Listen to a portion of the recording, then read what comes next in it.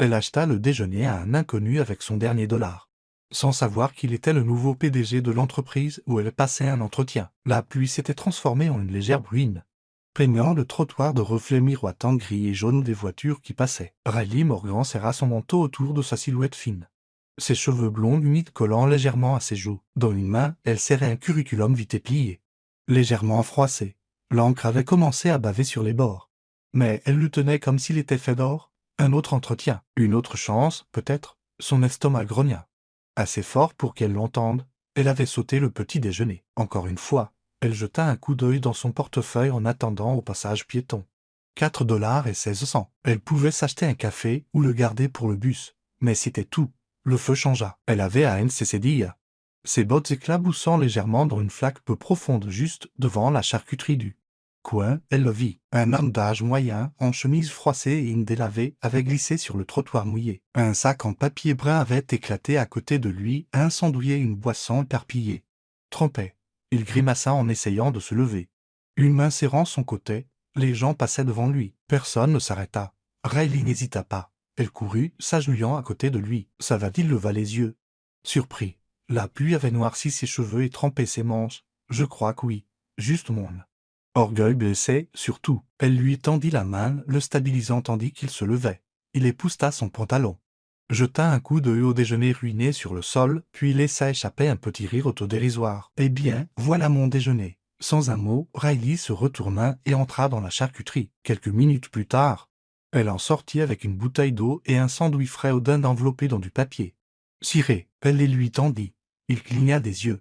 « Mademoiselle, non, je ne peux pas accepter ça. »« Vous n'avez pas besoin, sourit-elle. Fatiguée mais gentille.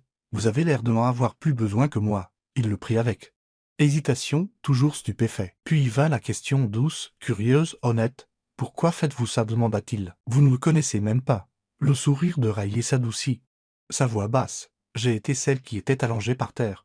Je sais ce que ça fait. » Il y eut une longue pause, puis il hocha la tête, visiblement ému. « Merci, dit-il, sincèrement. » Elle hocha la tête une fois, enfonça ses mains dans les poches de son manteau et se retourna pour partir.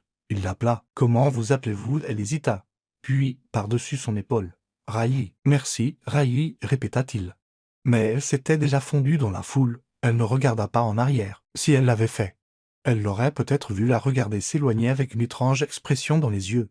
Quelque chose entre l'émerveillement et le regret. Le pas de Riley ralentit alors qu'elle tournait le coin suivant et s'abritait sous un auvent sec. Elle sortit de nouveau son portefeuille, vide. 4 pièces, c'était tout. Le grondement dans son estomac revint. Plus fort maintenant, son manteau lui collait à cause de la bruine. Elle secoua la tête, exhala profondément et leva les yeux vers le haut bâtiment en verre devant elle. Villecorp, son entretien. Le bâtiment se dressait comme un monument, élégant, intimidant. Son reflet la fixait dans la porte vitrée, cheveux mouillés, yeux fatigués et un dossier fin, comme du papier serré contre sa poitrine comme une armure. Elle prit une profonde inspiration, puis elle poussa la porte et entra. À l'intérieur, le rôle était chaud, lumineux, des sols en marbre, des odeurs de café, de produits de nettoyage aux agrumes. Des gens en costume sur mesure se déplaçaient avec assurance. Elle s'approcha de la réception. « Bonjour, dit-elle. Je suis là pour un entretien à 13 h. Riley Morgan. » La réceptionniste hocha brièvement la tête, scanna une liste et sourit. « Oui, vous êtes sur la liste. Ascenseur jusqu'au 22e étage. » Riley hocha la tête, murmura un merci et se tourna vers l'ascenseur, alors que les portes se refermaient derrière elle. Elle regarda son reflet à nouveau dans le métal poli. Elle n'avait pas de déjeuner. Elle l'avait. Pas d'argent. Elle n'avait pas un casier judiciaire vierge. Mais elle avait toujours son nom. Et pour l'instant, cela devrait suffire. L'ascenseur tinta doucement tandis que Riley entrait au 22e étage de Villecorp. Le tapis sous ses bottes usées semblait trop moelleux, trop propre, comme si chaque pas qu'elle faisait laissait une ombre invisible de doute. La réceptionniste fit un geste vers une salle d'attente au mur de verre, remplie de quelques autres candidats, élégants, confiants, impeccablement habillés. Riley lissa ses cheveux dans le reflet d'une vitre, replaçant les mèches humides derrière ses oreilles. Elle serra de nouveau le dossier contre sa poitrine comme s'il pouvait la protéger. De l'autre côté de la pièce, derrière une paroi teintée, une silhouette se tenait, une tablette à la main, observant. Ethan Veil, PDG. Il portait maintenant une veste ajustée, puis la chemise en flanelle usée ou les bottes éraflées du matin. Mais ses yeux n'avaient pas changé. Ils étaient toujours observateurs, toujours discrètement scrutateurs. Et il la vit, la même femme qui lui avait tendu son dernier sandwich, les yeux lourds de fatigue, Mais la voix toujours calme de gentillesse. Elle était partie sans rien demander. Pas même son nom. Il ne s'attendait pas à la revoir, pas ici. Pendant un long moment, il ne dit rien. Puis, lentement, il se détourna. Il écouterait d'abord. Apprendrait qui elle était quand elle pensait que personne ne regardait. Riley s'assit dans la salle d'attente, ses doigts joints avec le bord de son CV. Usée par la pluie et sa poigne, elle jeta un coup d'œil aux autres candidats, chacun faisant défiler son téléphone avec assurance. Leur portfolio brillant, des rires, de la légèreté, elle se sentait comme une tache sur un verre propre. Une voix l'appela. Riley Morgan, elle se leva rapidement. Suivant une femme en tailleur vert foncé dans une salle de conférence de taille moyenne. 3 personnes attendaient. Les RH. Un chef de service et quelqu'un du service juridique. Chacun affichait un sourire entraîné. Les 10 premières minutes de l'entretien se déroulèrent sans accroc. Ils l'interrogèrent sur son éthique de travail, ses certifications en codage, sa capacité d'adaptation. Riley répondit avec soin, honnêtement. Elle sentait sa confiance monter, comme un fragile ballon essayant d'atteindre l'air. Puis vint le moment qu'elle avait appris à redouter. L'un des intervieweurs se pencha légèrement en avant, les mains jointes. Nous avons examiné votre CV. Mais nous avons également effectué une vérification de vos antécédents. Le rythme cardiaque de Riley ralentit, ne s'arrêta pas, juste préparé, elle hocha la tête. Oui. Je m'y attendais. L'air dans la pièce devint légèrement plus froid. Il montre une condamnation. Fraude financière. 2 ans de prison. Voulez-vous nous donner plus de détails? Riley les regarda dans les yeux. Pas de colère, pas de défensive. Juste la vérité. J'avais 24 ans. Je travaillais comme jeune comptable pour une start-up. J'ai fait confiance à la mauvaise personne. Mon petit ami de l'époque. Il a utilisé mes identifiants pour autoriser des virements. Quand l'enquête a eu lieu, il a disparu. Je n'avais aucune preuve pour me défendre, pas d'argent pour un meilleur avocat. Et j'avais signé des documents que je ne comprenais pas. Silence, elle continua. Plus doucement maintenant. Je suis allé en prison. 2 ans. Ma mère est morte pendant que j'y étais.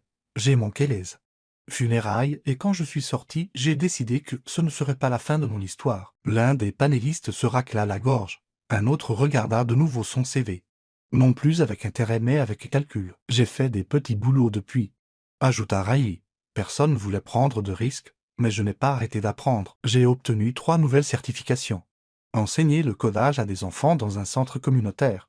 Je suis resté en dehors des problèmes, j'ai fait le travail. L'air semblait lourd maintenant. Personne ne parla. Derrière la paroi vitrée, Ethan observait chaque mot, chaque pause. Ce n'était pas juste une histoire. C'était une confession enveloppée de courage. Et elle l'avait racontée non pas pour gagner de la sympathie, mais parce qu'elle refusait de mentir. Riley quitta la pièce 10 minutes plus tard, les épaules carrées. Il l'avait remerciée, dit qu'il la recontacterait. Les mots ne signifiaient rien. Elle connaissait le ton. Dehors, devant le bâtiment, elle se tenait de nouveau sous le vent. La pluie avait cessé. Les nuages commençaient à se déchirer. Elle regarda le trafic, se demandant si elle avait assez de monnaie pour le bus, ou si elle devrait de nouveau rentrer à pied. Derrière elle, depuis l'étage des cadres, Ethan Val se tenait les bras croisés. La regardant à travers les grandes fenêtres, il se souvenait de sa voix. J'ai été celle qui était allongée par terre, je sais ce que ça fait. Cette voix ne suppliait pas. Elle ne blâmait pas. Elle avait simplement aidé. La mâchoire d'Ethan se serra. Il appuya sur un bouton de l'interphone et ne dit que 2 mots.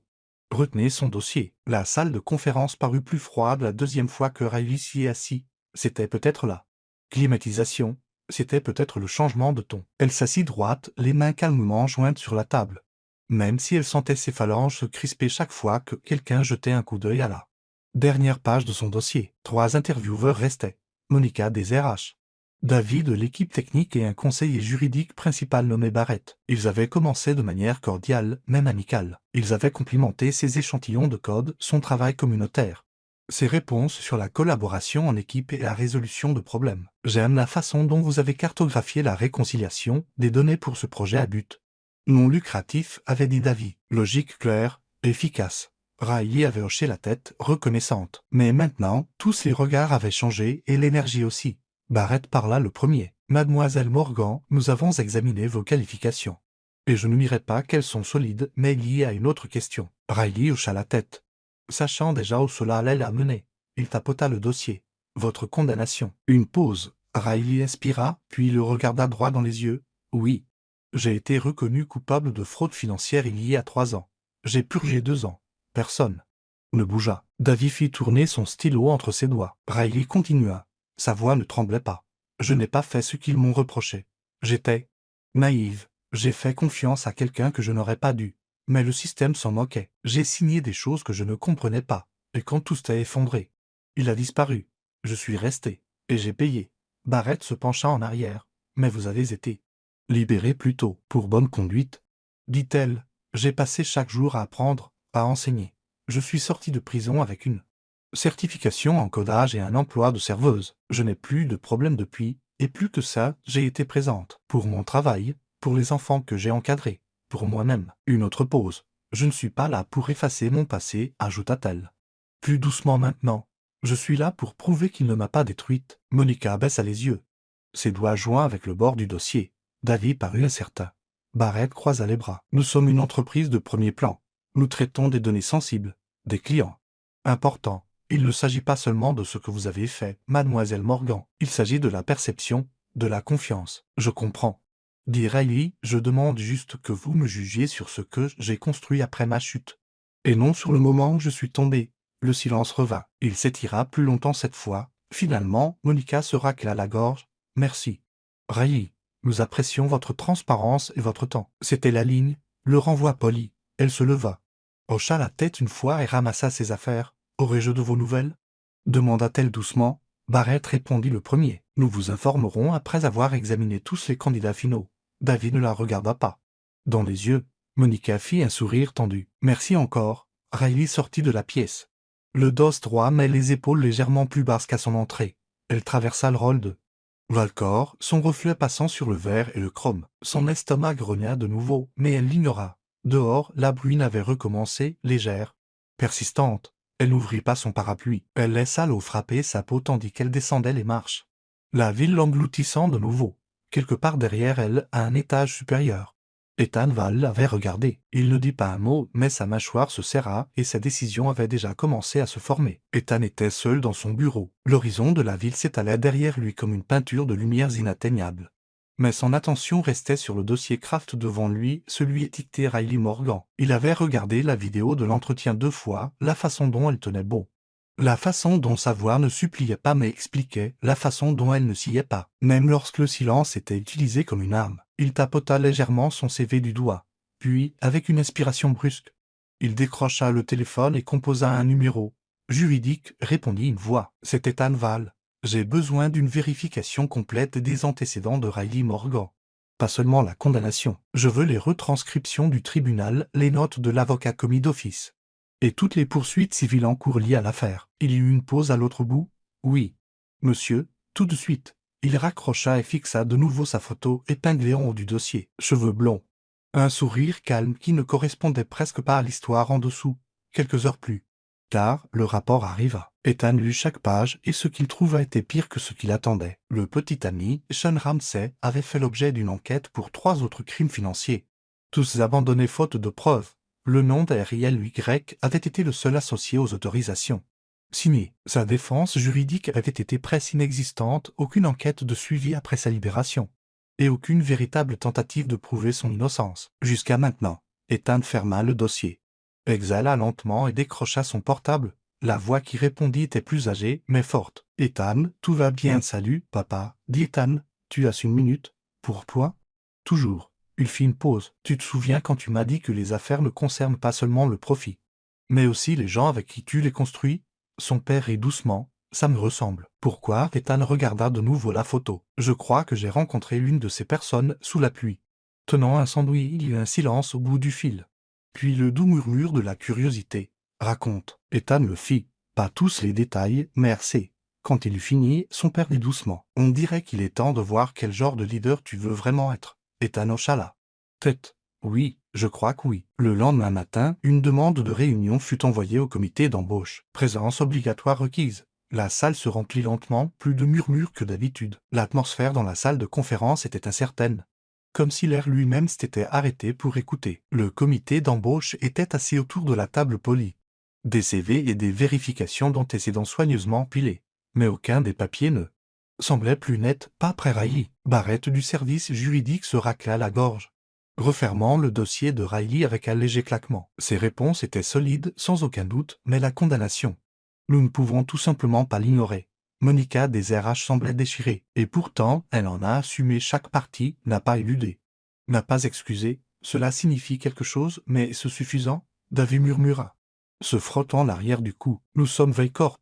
Nous ne pouvons pas nous permettre de risquer notre réputation par compassion. C'est alors que la porte s'ouvrit. Toutes les têtes se tournèrent. Ethan Val entra, sa présence emplissant la pièce sans un mot. Il ne portait pas de veste, ses manches retroussées avec des involtures. Mais son regard était concentré, aigu. Dans sa main, il tenait quelque chose de petit, usé, légèrement humide sur les bords. Il marcha lentement jusqu'au centre de la table et le posa, une boîte à sandwich aplatie et vide. L'étiquette de la charcuterie faible mais visible. Personne ne parla. Ethan leva les yeux vers l'assemblée. Sa voix, quand elle vint, était calme. Mais elle portait, avant que vous ne preniez une décision, dit-il. Laissez-moi vous dire qui est vraiment Riley. La tension dans la pièce changea, comme un rideau qui se lève. Il y a 3 jours. J'ai glissé, je suis tombé devant une épicerie du Quai, violemment. Les gens passaient, personne ne s'arrêtait, personne ne regardait même. Il tapota doucement la boîte à sandwich du doigt. Sauf une personne, il ne se pressa pas. Elle est sortie de nulle part. Elle m'a aidé à me relever sans me demander mon nom. Elle a vu que j'avais perdu ma nourriture, alors elle est entrée dans ce magasin. A dépensé ses derniers dollars, oui. J'ai vérifié et est revenu avec ce sandwich et une bouteille d'eau. Elle me les a tendus comme si c'était la chose la plus naturelle du monde. Barrett se déplaça. Vous dites que c'était elle, Ethan hocha la tête. Elle ne savait pas que j'étais le PDG. Elle ne m'a même pas reconnu. Elle a juste vu quelqu'un qui avait besoin d'aide et elle a agi. Les yeux de Monica s'écarquillèrent. Davy cligna des yeux. Ethan continua. Sa voix plus ferme maintenant. Quand je lui ai demandé pourquoi elle l'avait fait, elle a dit « J'ai été celle qui était allongée par terre. Je sais ce que ça fait. » Les mots résonnèrent un instant, flottant dans le silence. Elle n'a pas essayé de me raconter une histoire. Elle n'a rien demandé en retour. Et elle ne savait pas que cet acte l'amènerait ici, mais moi si. Et je l'ai regardé dans cette salle d'entretien. Je l'ai regardé assumer son passé et le porter avec dignité, interjeta Barrett, prudent. Mais Ethan, qu'en est-il de la perception du public, des clients, des investisseurs? Ethan se tourna vers lui. La perception est bâtie sur le précédent. Nous le créons. Nous le définissons. Nous pouvons être une entreprise qui exclut les personnes avec des cicatrices. Ou nous pouvons être une entreprise qui reconnaît que la guérison demande du courage. Il se dirigea vers le bout de la table et croisa les bras. À compter de jours, je lance l'initiative Seconde Chance. Une politique d'embauche conçue pour évaluer les personnes non seulement sur leur passé, mais sur ce qu'elles ont fait pour s'en relever. Il regarda autour de la table. Laissant ses mots faire leur effet, Riley Morgan est la première, mais pas la dernière. Davy laissa échapper un léger soupir. Tu es sérieux? Ethan offrit un mince sourire. Mortellement sérieux. Si nous pouvons construire des fusées qui atterrissent toutes seules, nous pouvons construire une culture d'entreprise qui sait pardonner. Il se tourna vers la porte, puis marqua une pause. Elle commence lundi, dit-il. Assurez-vous qu'elle ait un bureau et une chance, et sur ce. Il sortit, laissant derrière lui la boîte à sandwich vide. Mais pour ceux qui restaient assis dans la pièce, il semblait qu'il avait laissé quelque chose de bien plus lourd, un miroir et un choix. Le premier jour de Riley chez Veilcorp, elle se tenait seule dans l'ascenseur. Son bas soigneusement accroché à sa veste, un nouveau carnet glissé sous un bras. L'ascenseur tintait doucement à chaque étage. Elle sentait ses nerfs s'enrouler comme de la fumée sous sa peau, lorsque les portes s'ouvrirent. Une poignée d'employés levèrent les yeux, certains hochèrent la tête. D'autres la regardèrent à peine. Quelques-uns chuchotèrent à son passage, à l'heure du déjeuner. La tension était palpable. Des chuchotements à la machine à café. La distance tacite lors des réunions d'équipe, elle n'était pas seulement la nouvelle recrue. Elle était celle avec l'histoire. Certains la regardaient avec curiosité, d'autres avec malaise. Quelques-uns avec jugement. Elle gardait la tête basse, faisait son travail, disait merci plus que nécessaire. Riait seulement quand elle se sentait en sécurité. Cet après-midi-là, un petit paquet arriva sur son bureau. À l'intérieur se trouvait un journal relié en cuir. Sur la couverture, estampée en argent, les mots « de la chute à l'envol ». Pas de nom d'expéditeur. Mais une note était glissée à l'intérieur. Chaque retour commence par une personne qui continue d'avancer. Bienvenue à ton envol. Mike Riley sourit, se mordant la lèvre. Elle ouvrit la première page. Elle était blanche. Une invitation à recommencer. Quelques jours plus tard, elle fut invitée, discrètement, à une séance de déjeuner organisée par le programme de mentorat de l'entreprise. Elle faillit ne pas y aller. Mais quelque chose en elle poussa ses pieds vers la salle de conférence, à sa surprise. La salle était lumineuse et décontractée. Quelques employés seniors, quelques nouvelles recrues, Ethan debout à l'arrière, discret, ne parlant pas, juste observant. Quelqu'un tendit un sandwich à Riley et une place. À la fin de la séance, elle avait 3 noms à contacter pour de l'aide. Une offre pour un café-discussion et une note autocollante qui disait « Contente que tu sois là ». Une semaine plus tard, Riley reçut un courriel inattendu de Monica. l'une des responsables RH seniors de Valcorp, et quelqu'un qui était devenu une discrète championne d'elle depuis son premier jour. L'objet disait « Séance culturelle interne. Nous serions ravis que vous preniez la parole ». Riley lut l'invitation de fois, un atelier sur la résilience et la culture d'entreprise. Son nom figurant comme conférencière principale. Elle resta assise un moment avec l'invitation. Ses doigts hésitaient sur le clavier pour taper un refus poli. Elle n'avait jamais parlé devant un grand groupe auparavant. Et certainement pas de quelque chose d'aussi personnel. Mais avant qu'elle ne puisse envoyer le message, Ethan s'arrêta à son bureau. « Tu fais du bon travail, dit-il simplement, sa voix basse mais gentille. Puis il lui tendit quelque chose de petit. Une page pliée du carnet qu'il lui avait donné des mois auparavant, à l'intérieur. Il était écrit « Ta voix est déjà plus forte tout ton passé. Utilise-la. » Cette nuit-là, Riley dit oui. Le jour de l'événement, la salle de conférence se remplit rapidement. Les employés arrivèrent tôt pour trouver une place. Certains se tenant le long des murs au moment où cela commença. Ce n'était pas obligatoire, ce n'était pas formel. C'était juste quelque chose que les gens sentaient qu'ils avaient besoin d'entendre. Riley se tenait seule à l'avant, pas de pupitre, pas de diapositive, juste un écran blanc derrière elle. Et ses mains jointes devant elle.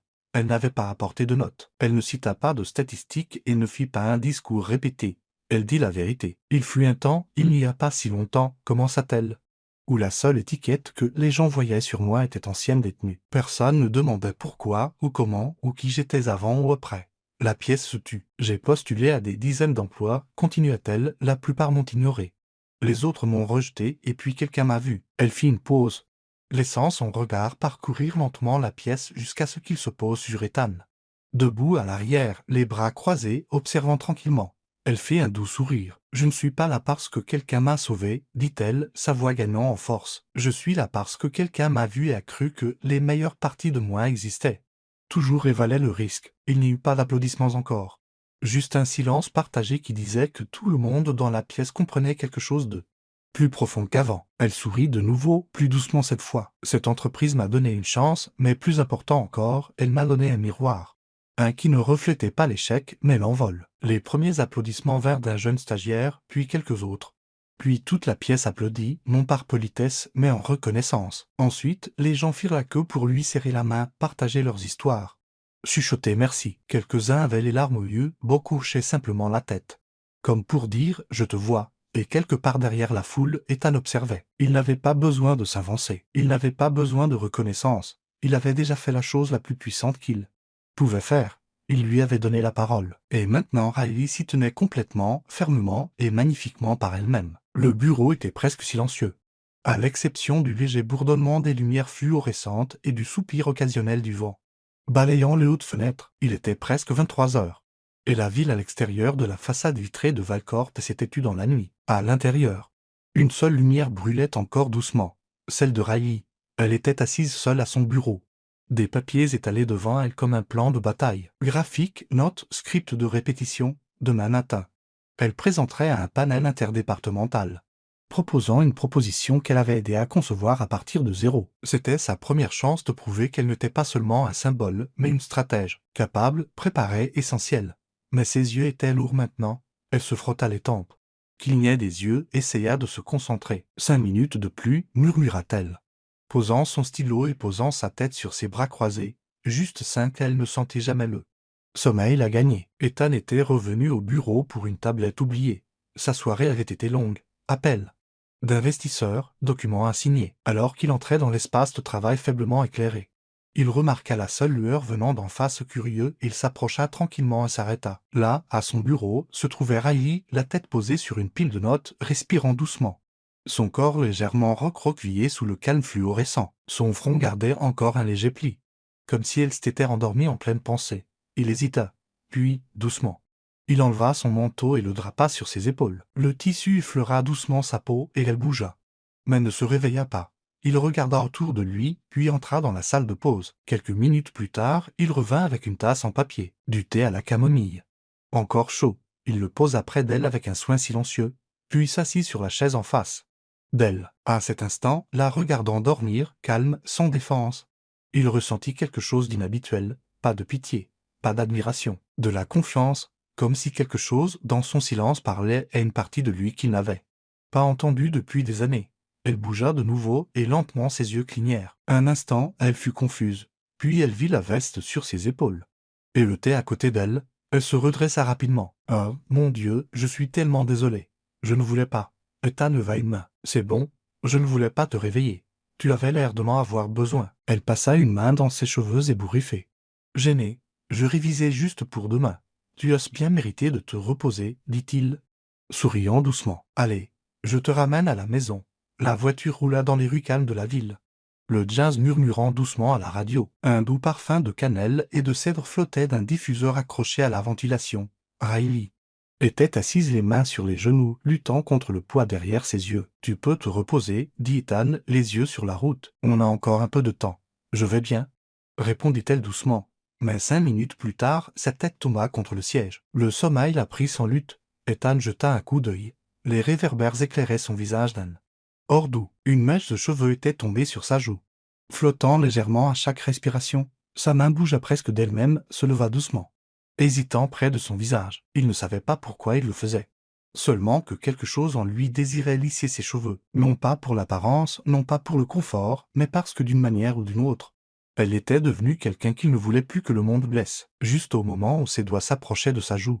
Ses yeux clignèrent, ils se figèrent tous les deux. Riley se redressa lentement. Ethan retira sa main, les yeux de nouveau fixés devant lui. « Désolé, » dit-il, se raclant la gorge, « tes cheveux te gênaient. » Elle le regarda, les joues légèrement roses. D'accord. Elle se tourna vers la fenêtre, mais aucun d'eux ne parla plus. Et aucun ne put vraiment ignorer le battement dans leur poitrine, quand ils arrivèrent à son immeuble. Ethan sortit et ouvrit sa porte. Riley sortit lentement, l'air frais de la nuit sur sa peau. Elle se retourna vers lui, hésitant. « Merci, dit-elle, pour ce soir, le thé, le manteau. » Et tout le reste. Il sourit, sa voix douce. « Tu ferais la même chose. » Elle hocha la tête, puis se glissa à l'intérieur. Alors que la porte se refermait derrière elle, Ethan resta sur le trottoir un instant de plus, regardant la lumière derrière la fenêtre de son appartement, et dans cette nuit tranquille, aucun d'eux ne dormit. 1 an plus tard, Veilcorp avait un aspect différent, non seulement en termes de politique ou de performance, mais aussi d'esprit. Les murs semblaient plus chaleureux, les voix dans les couloirs plus sincères. Et au centre de tout cela se tenait une femme autrefois rejetée par le monde, désormais devant une bannière de conférence nationale affichant « Visage de la transformation culturelle, construire des entreprises qui pardonnent et prospèrent ». La photo de Riley figurait sur tous les documents de presse. Son nom était tendance sur les forums professionnels, les articles la qualifiaient de symbole de la seconde chance. Mais pour elle, il ne s'agissait jamais d'être le symbole. Il s'agissait d'être vue. Elle se tenait en coulisses, les mains légèrement jointes devant elle, le cœur battant à tout rompre tandis que l'animateur prononçait son nom. Et maintenant, veuillez accueillir la femme dont le courage a inspiré l'un des mouvements d'embauche les plus progressistes de notre industrie, Riley Morgan. Des applaudissements retentirent, des flashs crépitèrent. Riley monta sur scène avec une grâce tranquille, ses cheveux blonds captant la lumière douce comme des fils d'or. Elle ne lut pas de script, jamais. Je pensais, commença-t-elle, que la rédemption devait être gagnée par la perfection, qu'il fallait faire quelque chose d'extraordinaire pour défaire le pire chapitre de sa vie. Mais je me trompais. Elle balaya la foule du regard. Vous n'avez pas besoin d'être parfaite. Vous avez juste besoin de quelqu'un qui croit que les meilleures parties de vous existent toujours et valent le risque. Elle fit une pause, puis sourit doucement. Pour moi, ce quelqu'un portait une chemise froissée, tenait une boîte à l'âne vide, et décida que la gentillesse d'une étrangère valait plus qu'un casier judiciaire vierge. Quelques personnes rirent doucement. Certains s'essuyèrent les yeux. Je n'avais pas de CV impeccable ni de passé impeccable. Mais j'avais un cœur qui voulait réessayer. Ça et un sandwich, sourit-elle. Et la salle éclata de rires chaleureux et d'applaudissements. Ensuite, tandis que la foule se dispersait lentement, Riley sortit par l'entrée latérale de l'auditorium. Le ciel avait pris une douce teinte pêche, striée de lumière solaire déclinante. Ethan l'attendait sous un arbre. Il avait évité les projecteurs, comme toujours, mais il avait été là tout le temps, observant depuis le dernier rang. Il s'avança maintenant, les mains dans les poches, les yeux cherchant les siens. « Tu étais incroyable, dit-il simplement. » Riley haussa les épaules, à moitié souriante. « J'ai dit ce qui était vrai. » Ils restèrent là un instant, la douce brise les effleurant. Ethan chercha dans la poche de son manteau et en sortit quelque chose de petit, un papier plié, familier. Riley le reconnut instantanément. C'était la note qu'il avait laissée dans le journal 1 an auparavant. Chaque retour commence par une personne qui continue d'avancer. Elle le toucha doucement. Ému. « Je t'ai observé, dit Ethan, la voix basse. Pas seulement réussir, mais élever les autres avec toi. Changer des vies, y compris la mienne. Riley cligna des yeux, prise de court par l'émotion dans sa voix. Je ne te l'ai jamais dit, continua Ethan, mais avant ce jour, j'étais sur le point de tout quitter, tout ça, ce travail, cette entreprise. J'avais perdu foi en les gens que je devais diriger. Il la regarda, les yeux fixes, et puis tu m'as aidé. Quand tu n'y étais pas obligé. Elle sourit à travers ses larmes. Je n'avais rien ce jour-là, dit-elle doucement, juste un sandwich 0 sans s'approcha. Mais je suppose, ajouta-t-elle avec un rire qui brisait l'émotion, c'était suffisant. Sourit-il. Puis, sans grand geste, sans pause dramatique, juste une voix emplie de certitude. Il dit, j'ai attendu longtemps pour dire ça. Riley, je suis amoureux de toi. Son souffle se coupa. Et un instant, tout le bruit, les doutes. Les souvenirs des barreaux de prison et des escaliers froids s'estompèrent. Elle hocha lentement la tête. Sa voix à peine un murmure. Moi aussi. Ils s'éloignèrent du bâtiment, main dans la main. Marchant dans l'air libre, pas de public, pas de caméra. Juste deux personnes. Enfin alignées, alors qu'ils atteignaient le bord du parking, Riley leva les yeux. Les derniers rayons du soleil filtraient à travers ses cheveux, attrapant des reflets dorés sur les bords, et à côté d'elle.